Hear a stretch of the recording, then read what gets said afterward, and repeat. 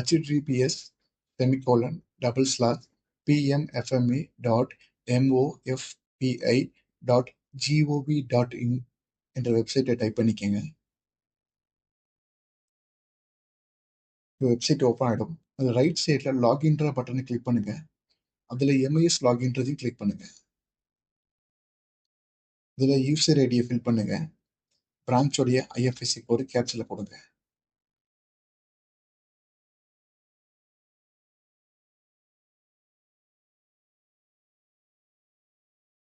உங்களுக்கு கொடுக்கப்பட்ட பாஸ்வேர்டை ஃபிட் பண்ணுங்க.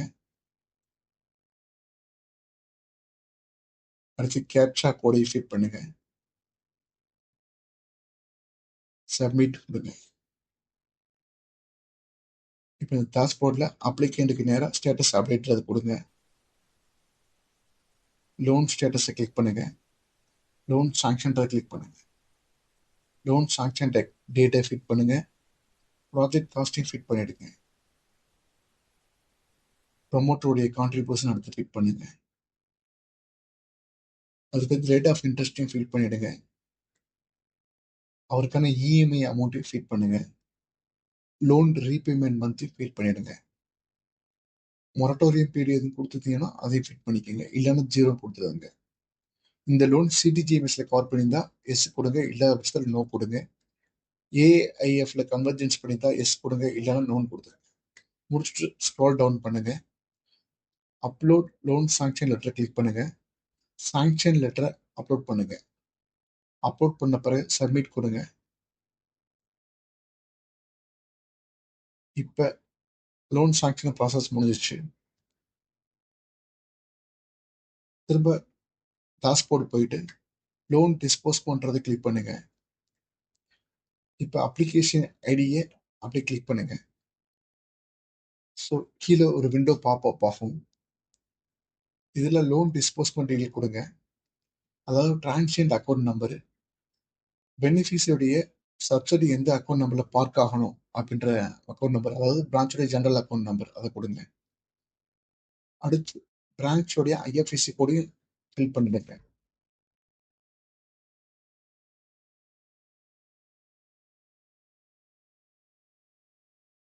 அடுத்து பெனிஃபிஷரியுடைய கான்ட்ரிபியூஷனை ஃபில் பண்ணுங்க.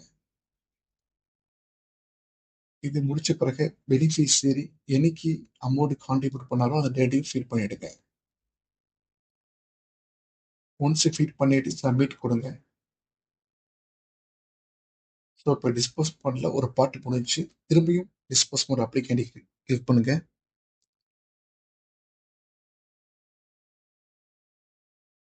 ஸோ இதில் டிஸ்போஸ் பண்ண டேட்டை ஃபிட் பண்ணிக்கோங்க. அமௌண்ட்டு எவ்வளோ டிஸ்போஸ் பண்ணுறீங்களோ அந்த அமௌண்ட்டை ஃபிட் பண்ணிடுங்க.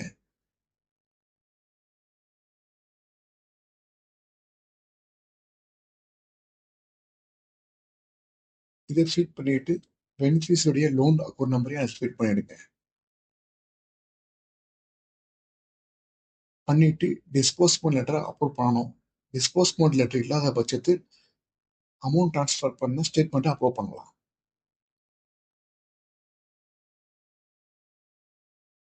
பண்ணிட்டு சப்மிட் கொடுங்க.